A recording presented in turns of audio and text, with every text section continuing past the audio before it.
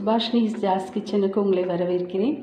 இன்றைக்கி வந்து நான் உங்களுக்கு என்ன ரெசிபி சொல்ல போகிறேன்னாக்கா கிறிஸ்பி தோசா. அதுக்கு என்னெல்லாம் தேவைன்னு நான் சொல்லிடுறேன்.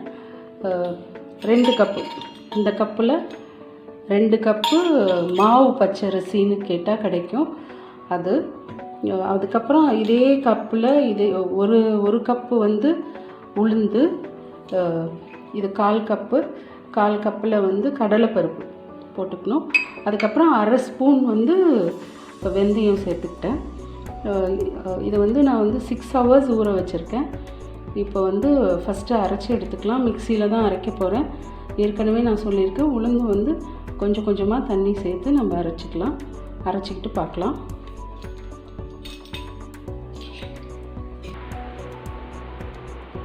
பாருங்கள், இப்போ உளுந்து நல்லா அரைச்சி எடுத்தாச்சு.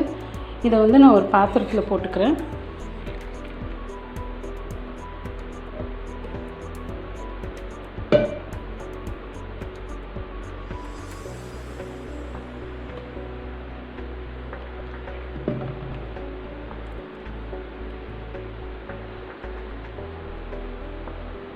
இப்போ வந்து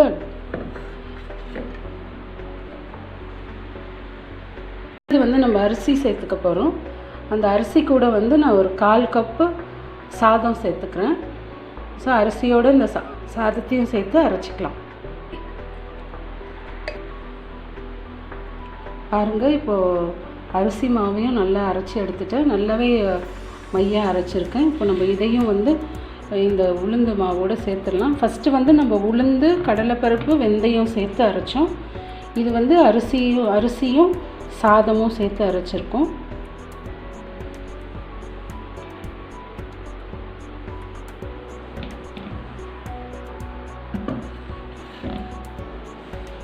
இப்போ நம்ம இதில் வந்து தேவையான அளவு உப்பு சேர்த்துக்கிறேன் நான்.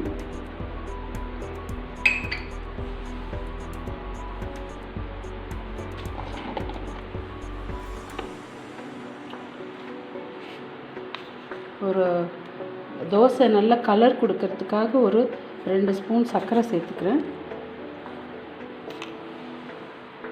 அவ்வளோதான். இப்போ நம்ம நல்லா மிக்ஸ் பண்ணிக்கலாம்.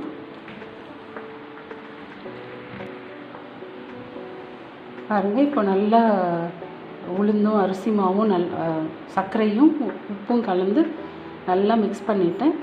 இது வந்து மூடி வச்சிருவோம். இது வந்து ஒரு 6 to 8 hours புளிக்கிறதுக்கு. ஸோ நாளைக்கு பார்ப்போம் தோசை எப்படி வருதுன்னு. பாருங்கள், மாவு பொங்கிடுச்சு. இப்போ வந்து நம்ம தோசை சுடலாம். இது வந்து நல்லா மிக்ஸ் பண்ணிக்கலாம். உங்களுக்கு தண்ணி இன்னும் கொஞ்சம் சேர்க்கணுன்னா கூட சேர்த்துக்கலாம். நானாக சேர்க்கல. இதுக்கு வந்து நான் நல்லெண்ணெய் யூஸ் பண்ணிக்கிறேன். இப்போது தோசைக்கல் அடுப்பில் வச்சாச்சு. எண்ணெய் தேய்ச்சிக்கலாம்.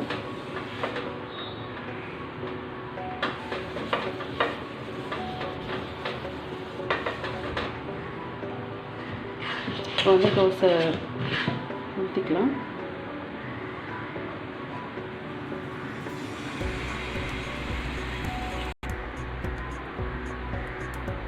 கொஞ்சம் நல்லாவே நல்லெண்ணெய் விட்டுக்கலாம். அப்போ தான் கொஞ்சம் நல்லா கிறிஸ்பியாக வரும்.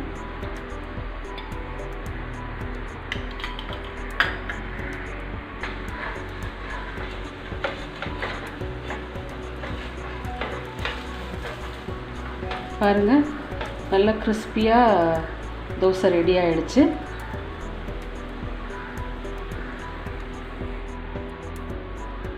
இன்னொரு தோசையும் ஊற்றலாம்.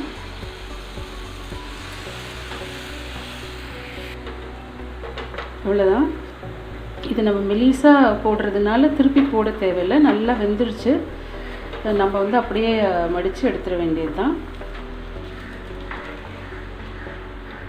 பாருங்கள், சூப்பராக கிறிஸ்பி தோசை ரெடி ஆகிடுச்சு.